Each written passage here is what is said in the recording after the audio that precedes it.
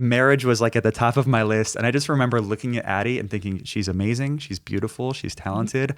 And I specifically remember thinking that night, she could be the one.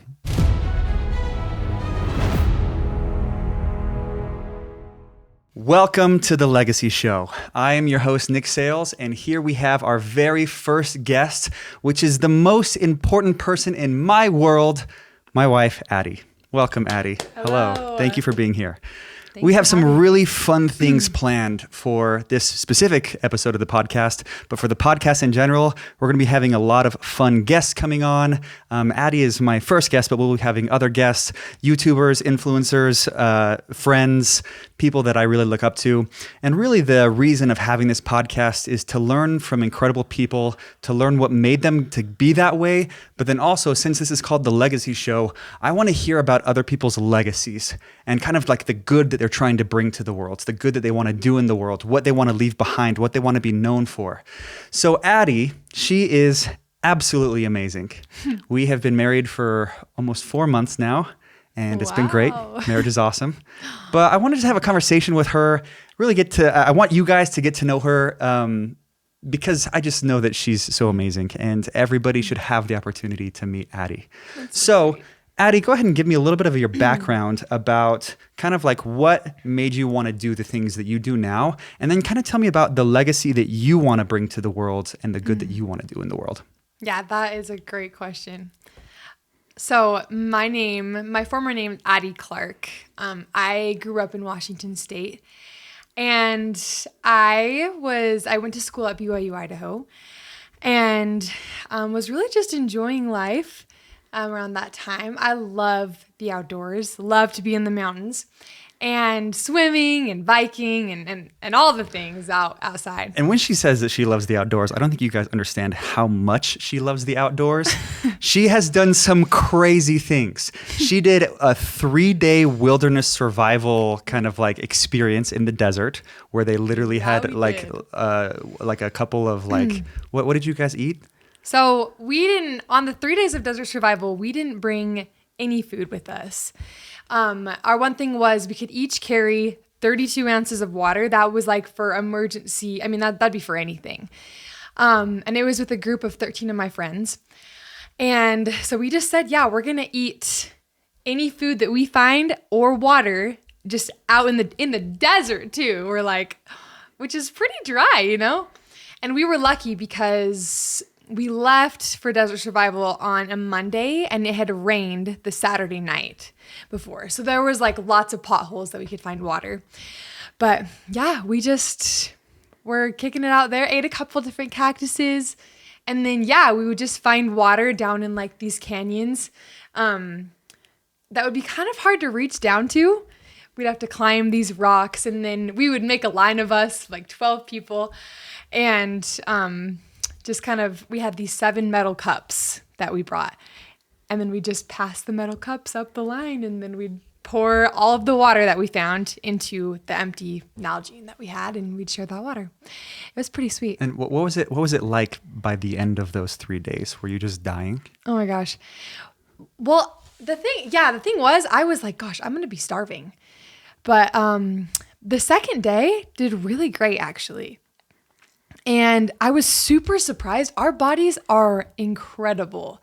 Because growing up in the Church of Jesus Christ of Latter-day Saints, once a month, we have Fast Sunday, which is the first Sunday of the month. We fast for, people do it differently, but it's for 2 meals. Some people do 24 hours. And so I thought, this is going to kill me to do 3 days straight of that. Yeah. But our bodies just respond like it knew, because there was no food in my sight. And so it was just like, hey, we're going to be okay. Yeah. And a big thing that helped us with that too was we did a lot of our hiking and moving during the night when it was dark. And then during the day is when we would sleep and nap and just rest it out. Wow. Wow. Okay. So 3-day wilderness or desert survival. Okay. In addition to that, Addie has done was it a 30-day backpacking trip through Moab? Yeah. Okay. So we backpacked.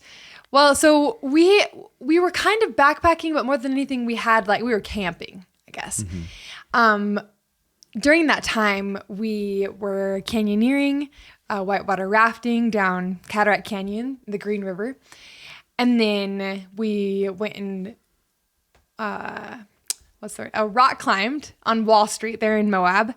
And then we also did some mountaineering, which is summiting of peaks.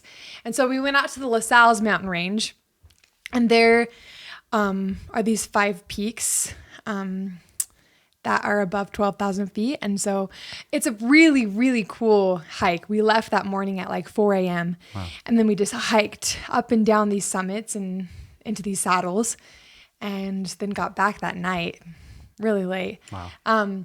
So we did that. And then what else did we do? It was, just a really incredible time of exploring. And in addition to that, she also has hiked part of the Appalachian Trail, the whole state of New Hampshire, right? She hikes the Appalachian Trail along the whole state of New Hampshire. So like, it's kind of crazy because when I met her, I would consider myself a very outdoorsy person. I love camping. I love fishing. I love the outdoors. But when I met her, I was just like, she is more outdoorsy than I am, which is kind of surprising because I feel like I'm a very outdoorsy person, but you have me just absolutely beat.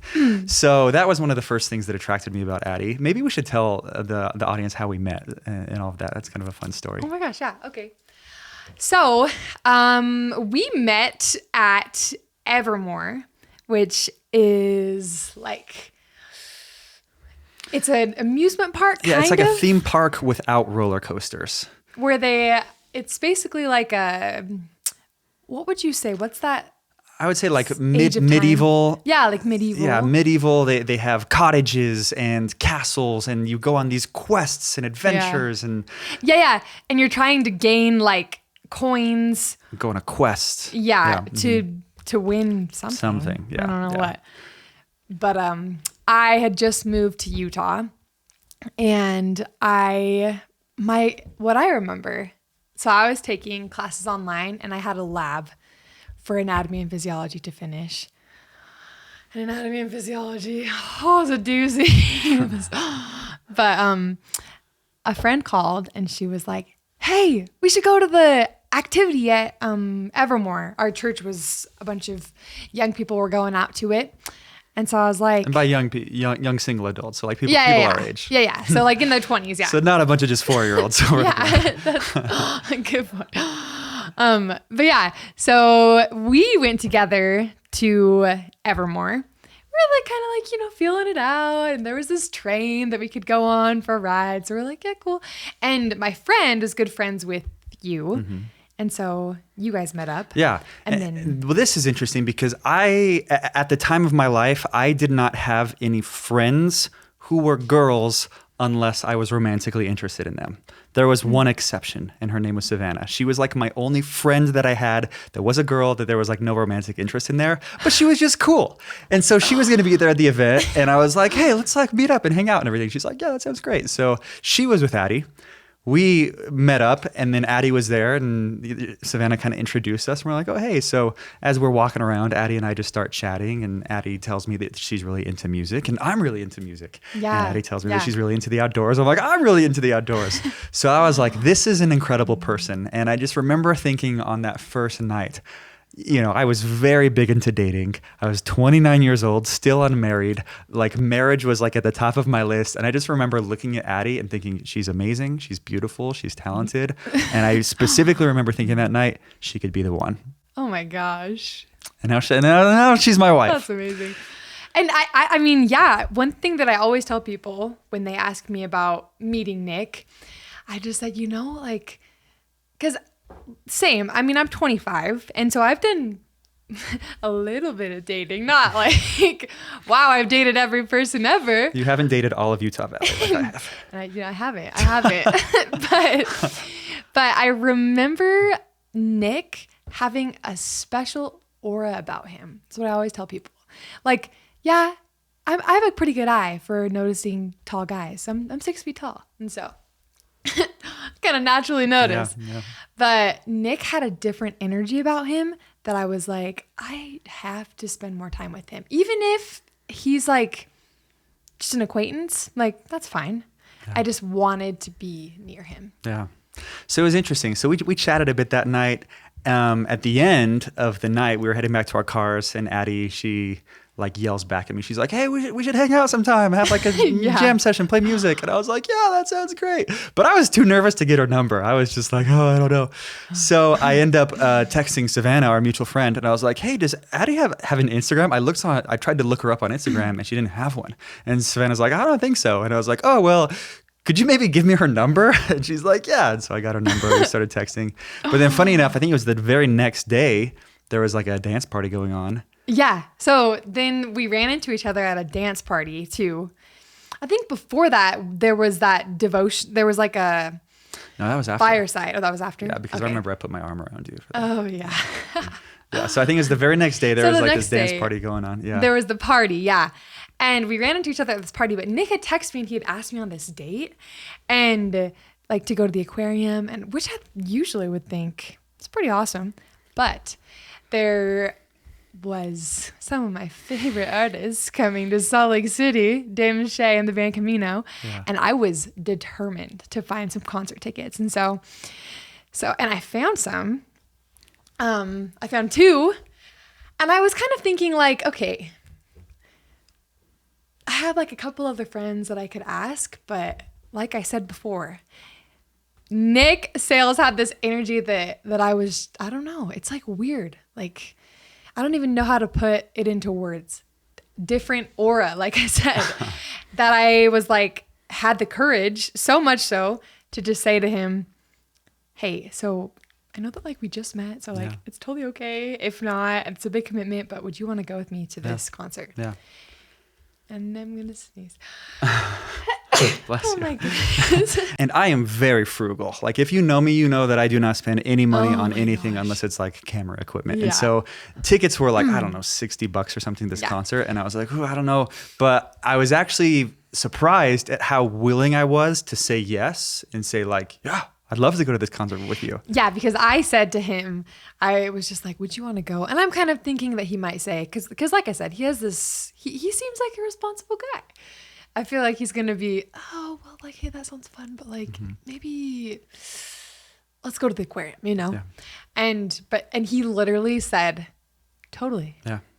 Which is crazy, especially for a was first like, date. I feel oh like my I've been on gosh. so many first dates that at that time in my life, I was like, I will not go on a first date unless it's free because I am sick of spending money on girls that I don't end up marrying. And so, but for some reason with Addie, I was just like, you know what? Yeah, I'll spend $60 to go to this concert because that sounds awesome. And like, you only live once, YOLO. Why not? Let's just do it. So we go to the concert, So we went. Dan and Shay, and I mean, they played all the romantic music. And all Yeah, the which cheesy is love another reason songs. why I was like, should I ask him? Like, I don't know. Yeah. But hey, man, we did it. Yeah, and so we're in the concert, just jamming to the music, and it was a great setting because we were able to talk and chat and get to know each other and ask questions as the music was playing And the in drive the to Salt background. Lake, too. Yeah, and it was just a great time to get to know each other. But during one of the love songs, Addie puts her hand on my knee. She made the first move, which was just mind blowing because that's like unheard of. And so I held her hand, and then from there we just kind of started going on dates, and then a little while later we were exclusive, and then it just, I don't know, it just went up from there. It honestly moved really fast compared to my past relationships. Like, I kind of was like, oh my goodness, because it was a lot faster. But also, like, I felt so much more in tune, I guess. Like, after all those experiences, to knowing, like, this is what I want, you know? Yeah. So, it's been beautiful. It has. It's been great. And now we've been married for 4 months, and now we're making this marriage podcast. experts. Okay, so getting back into the topic of legacy. What is the legacy that you want to leave with the world? What do you want to be known for? What is it like? What goodness do you want to bring to the world? Let's get into that a little bit. I love that. For me, I just believe and want everyone to know that they have something so special and good to bring to the world. And not just that, but that they have something to bring that literally no one else can bring. That's something that I've just felt passionately about for, I mean, pretty long time.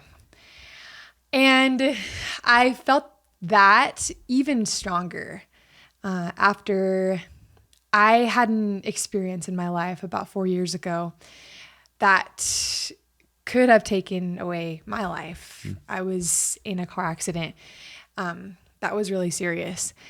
And that experience made me ponder a lot about me being here on this earth. Like I knew, at first I was kind of like, why did I survive? You know, because like it could have been differently, you know? Yeah.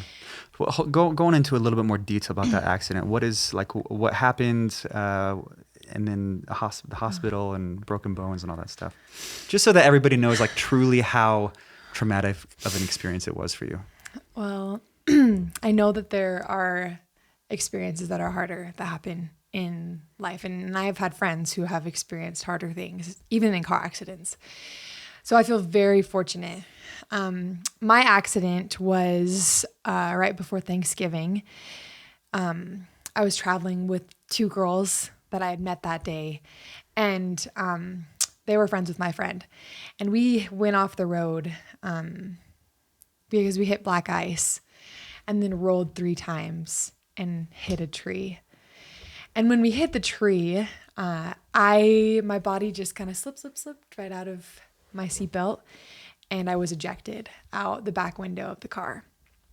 And so paramedics found me about, sorry, it's kind of hard to talk about. Paramedics found me about 30 feet from the car, and I was unconscious. And they were asking my name, asking different questions, and I just was unresponsive. So then I was life flighted to Missoula, Montana, where I was for about a week in the ICU. And I had some amazing experiences there. And then from there, I was transferred to a hospital closer to home. I'm from near Spokane, Washington, and I was there till right before Christmas. In a rehabilitation center called St. Luke's, where I began walking again. Because you broke a few bones, right? Oh, I did. I broke or fractured 8 bones in my body. My pelvis in 3 spots. I broke my ulna and my radius, so like my wrist. Mm-hmm. And I had 3 facial fractures. And the most serious of my injuries was a traumatic brain injury. So because of that traumatic brain injury, there were a couple things that were impacted. At the rehabilitation center, I learned walking again. I think that also the pelvic injuries played a big role in that too. It was pretty painful to walk. And then also using a fork and spoon to eat, because I was on a feeding tube for some time. And then also just talking. I didn't talk for some time when I was in the ICU. And so that was hard, just finding the words. And I was also just very confused as to why I was there. I have no memory of the first 4 weeks of that time. Wow. So no memory of the ICU. And then walking again for the first time and using a fork and spoon for the first time. The only way that I know those things is because my dad, he just was always, if you know my dad, he's always like, let's take a picture, a selfie, because he's just as good at documenting. Yeah. And so that's what he was doing in the hospital. So I could see videos and pictures of me in that time. But like I was saying, that experience really made me know, okay, there's a reason that I'm here. And it also made me know and realize that's not just for me. Like people would always tell me, you are like, this is a miracle. But I was like, you're a miracle, you know? Like the fact that we're all living here and like finding happiness and having all these experiences, like that is beautiful and God's plan. And so that's something that I want to share with the world. That's interesting. So it's interesting to note that you had an experience that changed your life for the course of history. But I think that experience also maybe redirected you on the path of what you want to do, who you want to become, the message that you want to share. Oh yeah, totally. Right before I was in my accident, that was when I went on that big trip that I was talking about. And so I knew that that was my love, was being out in the outdoors. And I just had experiences of helping others recreate, I guess. I was directing a leadership conference at BYU, Idaho called the Disciple Leader Conference with this awesome friend, Stuart. We were doing it together. And I just knew that's what I wanted to do. I wanted to take experiences, like things that we do for fun, and make them experiential. So like, what can we learn from hiking up this mountain? Or like, what can we learn about leadership through these various activities, you know? And right after my accident, I worked with, actually in the rehabilitation center, I worked with a recreational therapist. Her name's Sarah. And oh my gosh, I just loved my time with her. I was always like, yes, it was the best time in the hospital because everything else was pretty hard for my brain, you know, like speech therapy. But so from the get-go, I just knew that I wanted to do something with recreation. But after my accident, that's when I knew that I wanted to use recreation to help those who had maybe been through trauma, whether it be a car accident or mental illness, or a disease, or really just anything that can happen, like divorce, like a loss of a loved one. And I just feel like there is so much that the outdoors can give to us for free, literally for free. I mean, you definitely have to put in work to have like an experience with it. You can't just go out in nature and just expect like, okay, I'm going to be like, get, my Zen on just naturally. I think that you have to work to be able to have these enlightening experiences. But like I said, you're not like paying a ton of money to be able to be filled in that way. And so I want to help people so bad, like with that, connecting with nature, because that's, I don't know, where I feel closest with my Heavenly Father, our God. And I want others to be able to feel close to him too. So I have a question. You went through a traumatic experience, and that experience has kind of set you on this new path where you want to help other people. But I think a lot of people go through really traumatic experiences. But the interesting thing is that some people go through a traumatic experience and it defines them in one way. Other people may go through the exact same traumatic experience, but it defines them in a completely different way. Like, for example, you were a part of this terrible car accident. You easily could now live your life as a victim, saying, "Oh yeah, woe is 100%. Me. I sustained this traumatic brain injury. I had to relearn how to eat with a fork. I had to relearn how to talk." And that could have defined your life.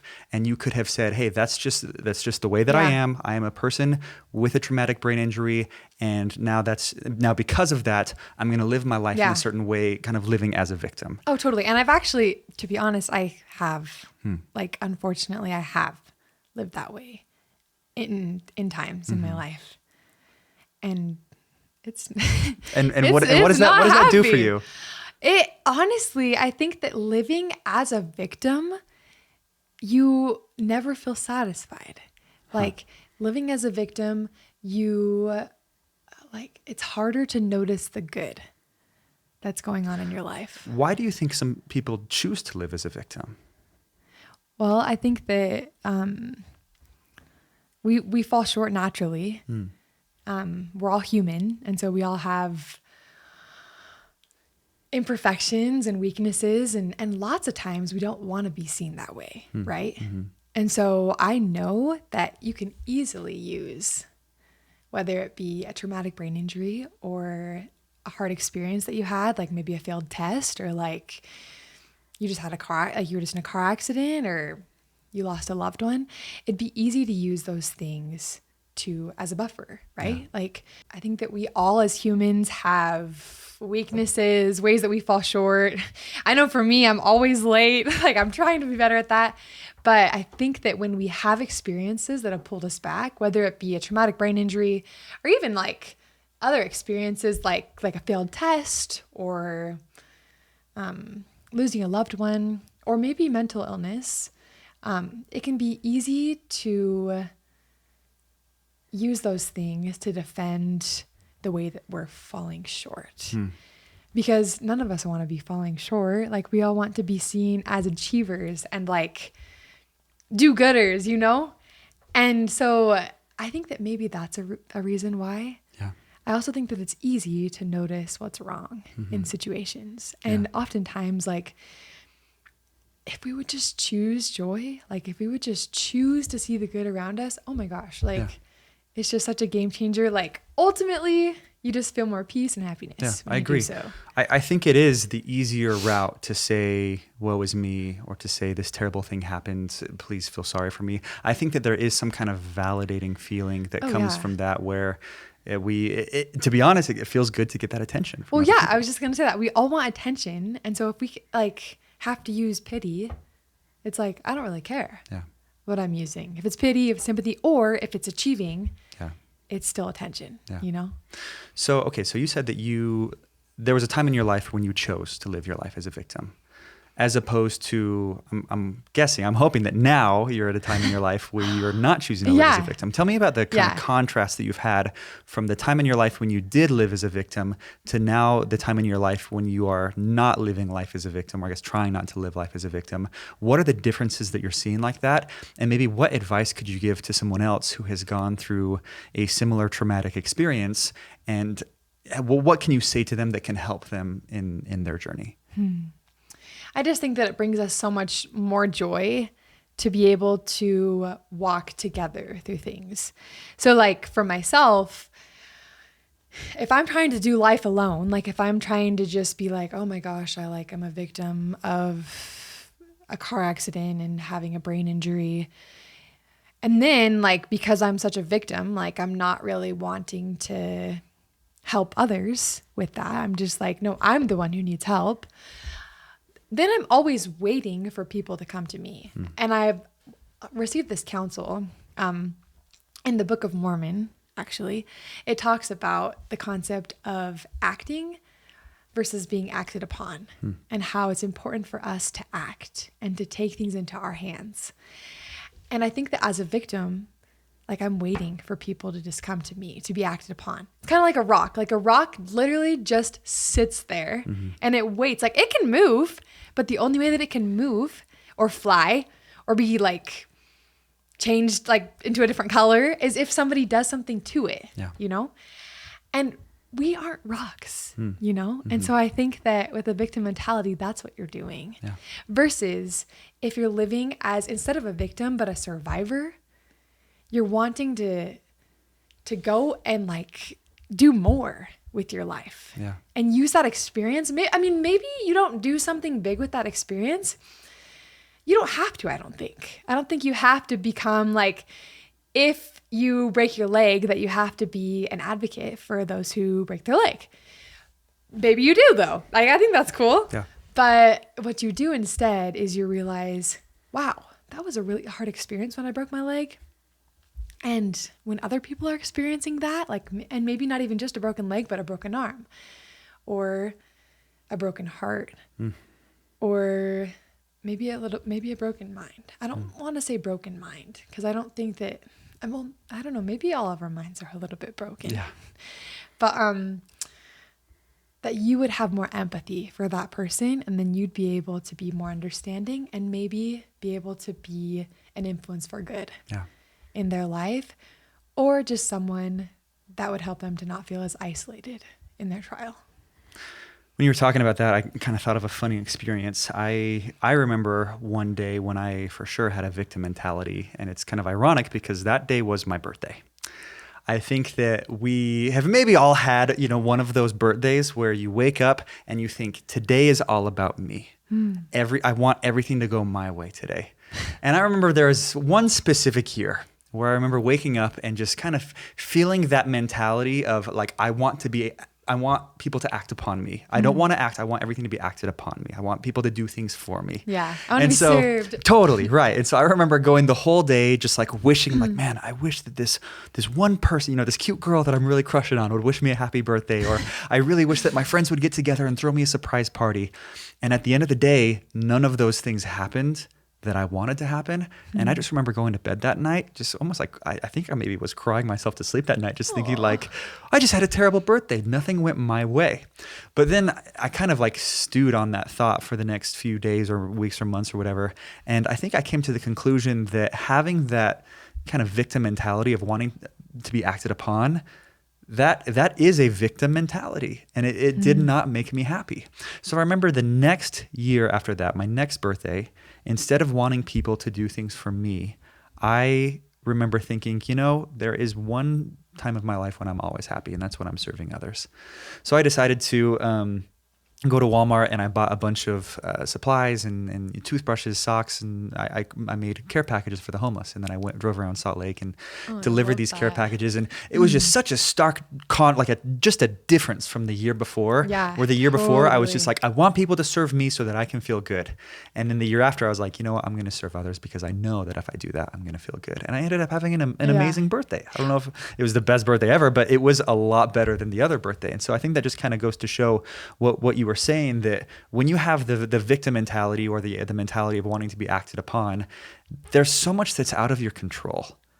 And That's so true. That's really hard because as we've learned as humans, you cannot control other people. You cannot control how they act upon you. The only thing that you can control is yourself, your own feelings, and then the way that you treat others. Yeah, that is so true. So you said that when you changed your approach on your birthday, that you felt good when you served. What was the good feeling? Like, could you go more into depth with that? So I have, I've gone to some conferences. We've gone to some conferences where they talk about finances and real estate and business and stuff. And something that's really interesting that I learned at one of those conferences is there was this girl who was up on stage. She was talking, multimillionaire, and she was saying, "I've done the luxury lifestyle." She's like, "I've gone to the expensive resorts. I've had the nice cars. I've done all the expensive things, but nothing makes me happier than serving others. None of those things create the same high that I get from serving others." And I just I don't know what it is. Scientifically, I don't know chemically in the brain what exactly happens there, but I do know that it feels good to serve others. I don't necessarily know why. I'd be curious to learn about that more, but I do know that it feels really good to serve others. And so I think that when we kind of have that mentality of I want to act and not be acted upon, it really just, I feel that creates such a big difference in our lives, and the way that we think, the way that we feel, and just realizing that we cannot control the way that other people are around us, but we can control how we act upon other people. So true. And I think that we want to be in control, right? Like it feels good to, I don't know, be able to lead the way. Yeah. And it's hard when things happen to us that are not in our plans, and we're like, whoa. So to be able to take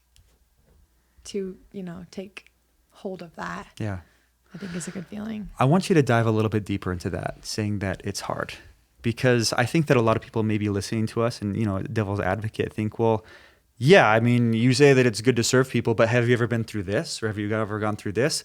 And I think that it's important to state that the feelings that people feel are valid. The hard feelings that they feel are valid. It doesn't matter what hard things you're going through, whether it's as serious as a traumatic brain injury or maybe something that could be as equally hard as a breakup or an addiction or a bad habit or a death in the family. I think that the experiences that people have are very valid, and the feelings that they feel are valid. And I think that it's totally okay to feel sad.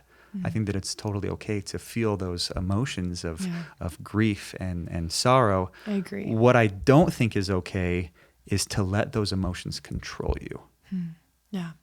And I think that's emotional intelligence. Being wise with the way that you use your emotions. It's also being resilient, I think. That when you experience hard emotions, that even though it'd be easy, I'm frustrated, so I'm gonna flip on this table or something, not necessary. But I think that our emotions can sometimes push people to do those kind of things. Yeah. So, and that's a learned skill for sure, to be emotionally resilient. But I think that if we as humans could all really take the time in the day to just breathe and take a moment before we act on what we feel, that would change the world. I really think that, that'd be huge. So I want to hear about the next step in your life, the things that you're doing right now to help other people with that. You want to kind of announce to the world what you're doing? Yeah. So I am so glad you asked that. That was a really good lead in. Emotional resilience is something that I feel passionate about. And it's something that I have struggled with after a traumatic brain injury. Your brain is kind of going through this growing process, or like the neurons are like restructuring. And I kind of felt like my process of healing was kind of like my brain, as I acted like how I was when I was in elementary school. And then I acted like how I was in middle school, like, a little bit like immature and like, oh my gosh, like boys and like, all that kind of thing. And it's grown. And so Boys have cooties. Yeah. Ow! That's so gross. Yeah. But yeah, I feel like with that, kids are way different with their emotions. Like a baby doesn't, like, you take a toy away from them and they scream. Yeah. Or like they don't like a food and so they cry. And I mean, now maybe when we have to eat Brussels sprouts or vegetables, we're like, oh, I don't really want to, but we don't respond the same as a child does, right? But I found that was hard for me after my accident, that I was a lot more emotionally reactive. Like I'd feel stress so much easier. When plans changed, I was like, no. I literally had just understood that plan, you know? And so I want to be able to help other people do that. That's what made me decide to pursue my certification as a health and life coach. Health is something that I feel so passionate about. Eating healthy, I think, and then also spending healthy time outside or recreating together with the people that you love are the keys to happiness. 100%. Having strong relationships, treating your body well. Yeah, you're destined to be a superhero. You really are. But that's what's really made me want to not just be like pursuing that for myself, but also helping other people to have that. And so I just started my life coaching business. And right now I'm just starting to take clients. And I'm just very excited to work with them and help them through, I mean, not just traumatic brain injury survivors or those who have been in an accident, but all kinds of people with all kinds of different struggles, because we all have struggles. So explain to me what a life coach does, and then also why you think it's important for people going through hard things to meet with a life coach. Yeah, I think that life coaching changed my life. I started working with a life coach this last year. And before that, I had worked with a neuropsychologist after my accident.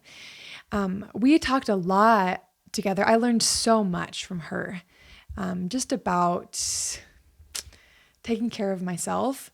But more than anything, in therapy, we talked a lot about what had happened in my past. And so things that had maybe gone wrong and given me these hard beliefs that I had at that point. However, when I started with a life coach, I was able to not just talk about what had gone wrong in my past, but what am I going to do going forward? What goal am I working towards? And I don't think that the neuropsychologist was trying to keep me in the past, but that's kind of how I felt. Like I didn't know what goal to be working towards. And when I worked with my life coach, it was just like when I talked about wanting to be more confident or wanting to feel more peace of mind, we were able to brainstorm together different things that might help those things. And so that's what I want to help people do. If it's like they've always wanted to run a marathon, well, yeah, like let's coach on that. I would love to help someone do that.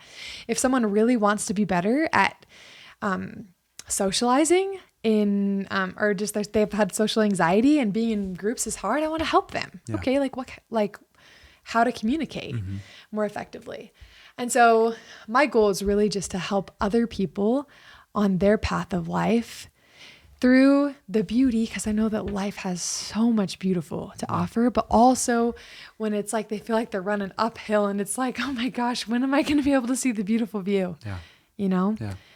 I want to be able to help them get there. Yeah, I have two thoughts on that. The first thought is when we were talking about emotional resilience, I kind of realized that, the human brain doesn't fully develop until we're in our mid-20s. But even then, I don't know if it's fully developed, meaning like, I don't know if we can ever get to the point where we are fully and completely emotionally resilient. Because how many fully grown adults do you see who whine and complain and freak out and have temper tantrums just like little kids? I think we're working on it. Yeah, totally. I think that so often as adults, even we struggle with emotional resilience or emotional maturity. Yeah. And so that's one of the reasons why I think it's important for people to be coached or mentored by someone, is because a lot of times we need that person to help us with those kind of emotional struggles that we go through. Yeah. The other thought that I have is that the importance of having a mentor in our lives.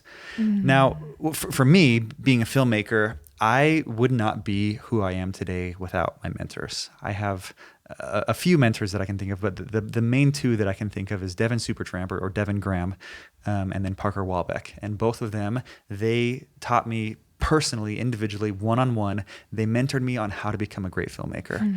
And, I could go to film school and I could learn great things there. I could even take online courses and learn a lot of great things there.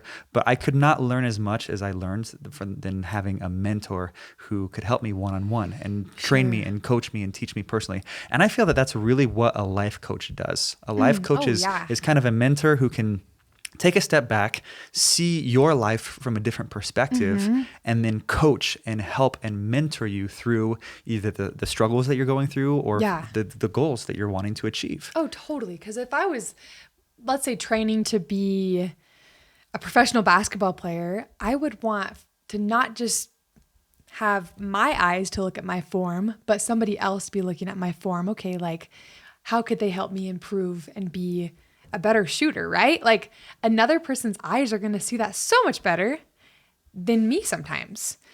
And yeah, I think you're totally right. It's literally someone who will walk beside you. Like I was saying before, I think that we're supposed, like, we were not just sent here to this beautiful earth by ourselves. Like, there's a reason why I believe that we lived with God before we came here. And I think that there also is a huge reason that he didn't just send me by myself to learn my lesson, or just you by yourself to learn your lesson, but he sent us together. And I think that's because we need each other. I think there's a lot of truth to that. And I think that a lot of people live their ways in kind of this prideful mindset, thinking I can do everything by myself. I can learn everything by myself. I don't need help. And that could or could not be true. Let's say hypothetically that it is true. I think that if it is true that you can do everything by yourself, you probably can, but it maybe will take you a lot longer to learn things than it would take to have somebody coach and help you and mentor you through your life. Yeah. I've noticed that the people that I've seen in my life who I really look up to, my mentors, the people that I strive and aspire to be like, they have all had coaches and mentors and teachers and people who have helped them and walked with them through their life. And it has gotten them leagues ahead of everyone else. And I think that's absolutely incredible, because you're right. I don't think that we were meant to do life alone. And even though we maybe could do life alone, I think that the trajectory it will be such a slow ride of progression. Yeah, totally.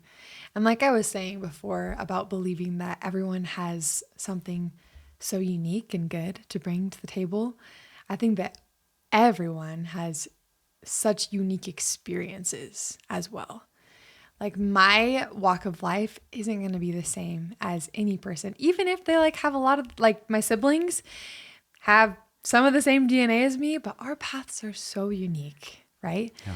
And so I think that part of that is to also share our experiences so that we can, because I don't have all the experiences that you have, you can share with me what you've learned through those experiences, and I can share with you what has impacted me in my experiences. Yeah.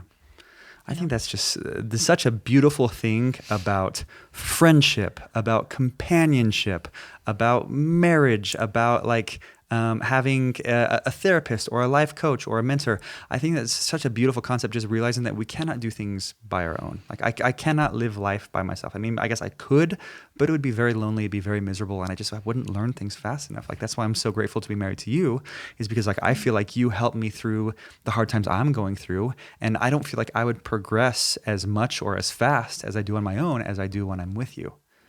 Thanks, babe. That's so sweet. You're welcome.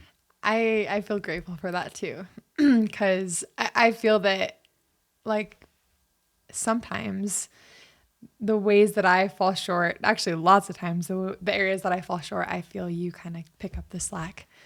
And I feel like, yeah, like that creates a good balance in this life.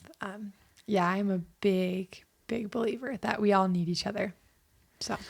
So going back to the idea of legacy, or I guess the legacy that you want to leave with the world, why do you think it's so important? Or like, why are you so passionate about this message? Of all the things that you could do in the world, I mean, you could be a, oh geez, I don't even know. You could be a teacher, you could be a surgeon, you could be a garbage lady. I don't know, like I feel like there's a lot of good things that you could do in the world. Why this? Why have you chosen this path? Well, I just knew that like I was saying from the get-go, especially after my accident, I knew that I wanted to use recreation to be able to give back in a way that I had received, you know, because I was so dependent after my traumatic brain injury. I could not do things on my own. I literally couldn't. Like I wouldn't eat, right? Yeah. Even when I had a feeding tube, I just was always pulling it out. Like, I don't know why. So I needed others. I think that it's giving back more than anything that I wanted to do. When you've received so much and we've been so blessed, you feel gratitude, but I think that with this, I felt it in a different way. I felt so grateful for every single prayer that was said for me. People always say like, oh, thank you for your prayers, or like grateful for your prayers. But I like actually felt that inside me. I don't even know how to explain the sensation that I felt. It was just like so real, you know? And it felt almost tangible. And so I just feel like that's the least I can do.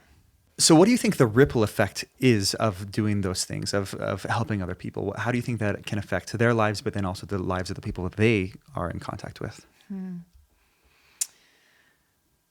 I just know that when I sustained my brain injury, it was something that I had never known anyone else who had sustained a traumatic brain injury. It was also confusing. Like, I didn't understand what that really meant. And then the people in my circle, I mean, I couldn't expect them to know more, right? Like they knew even less. So that was very isolating for me. I just kind of felt like I'm grateful that I grew up a Christian and a lover of Jesus. I think that he's everything. I'm grateful that I knew him, because if I didn't know that Jesus Christ had experienced and felt everything that I had ever felt, I would have felt so lost and just, I think that depression would be way greater of struggle.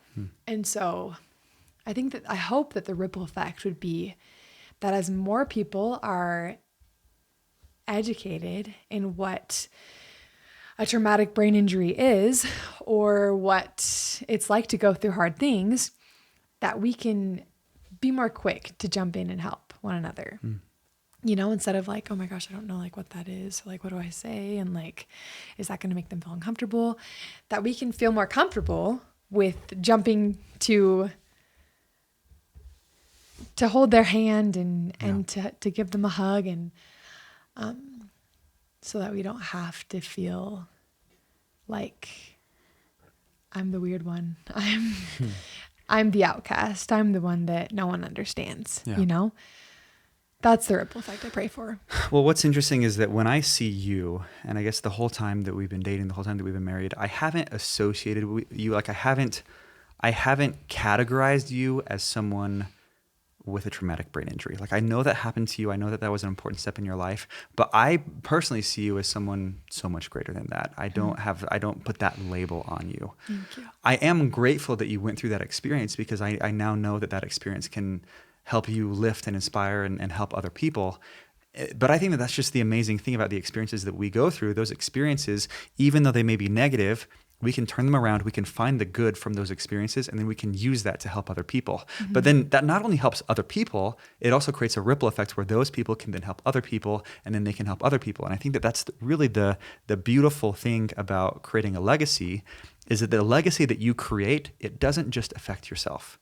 It affects so many more people, probably more people than you can even imagine. Yeah. Your kids, their kids, generations, your clients, the people that you can help life coach, it'll affect them. That's so but then true. Once their problems have been worked through, they can then help other people with their problems because they've gone through similar things. Mm-hmm. So I just think that it's this never-ending ripple effect that just does so much good in the world. So my parents, they were incredible in helping me through my recovery. But also it was such a confusing time. Like it was hard to know, okay, what all is this going to entail?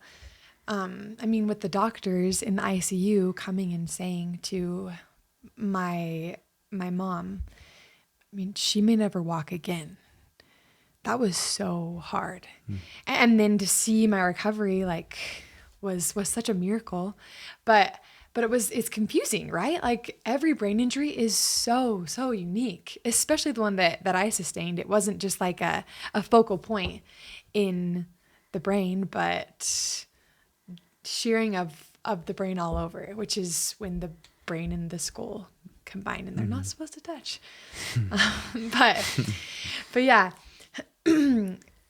I think that now, like what I was saying, my injury was so unique. No one had everybody also, like I was saying, everyone has experiences like that are super unique. Maybe you have like some things that you could validate, right? Because you've been through a breakup and this person's going through a breakup. Or you failed a test before and this person just failed a test. But still very, very unique. And I just think that like I was saying before, now I pray that as I have little cute little spirits Nick Juniors. And Junior. Yeah, little Nick Juniors are running around the living room, that they someday, because I have sought to educate myself in these hard circumstances, that they someday can be more understanding of those circumstances for other people and be better feelers, than just like, oh, well, that's like, I don't know, like too bad that they're having that problem, but that they can be there like, oh my gosh, wow. And want to just be givers too, Yeah. I think you bring up a really important point that even though we've all gone through hard things, I personally believe that we go through hard things in vain unless we try to find the positive, unless we try to find the message, unless we try to find the lesson that we're supposed to learn from that hard thing. A lot of people, kind of going back to that victim mentality, a lot of people think, I've gone through this hard thing, so woe is me, I'm just going to now I just am going to live miserably because I went through this hard thing. Whereas opposed to other people who have gone through the exact same hard thing could be like, oh my gosh, I learned so much from this, and because of that, I'm now a better person. Yeah. Totally. And I think that we go through the things that we do oftentimes because there's another person who's going to come into our circle or who already is in our circle that will go through that too, So what do I do with my experience? Was there something that I learned that I could maybe share? Yeah. Or feelings that I felt that I could maybe be like, oh, I remember that. That was tough, I think that's a great place to end. Thank you so much for being the first guest on this podcast. I just feel so blessed and so grateful that my first guest is the most important person in the world to me. And that's, the goal that I have with this podcast is that every episode will not only be entertaining and funny and fun to listen to, but also will leave you with a really good message in your life and that will help you to become a better person and help you to start to grow and create your own legacy. So Thank you guys so much for tuning in. Make sure to subscribe on YouTube. Make sure to hit the like button. Leave a comment below of other topics that you would like us to talk about, guests that you would like to see on the podcast. And thank you guys so much for watching, for listening, and we'll see you on the next one.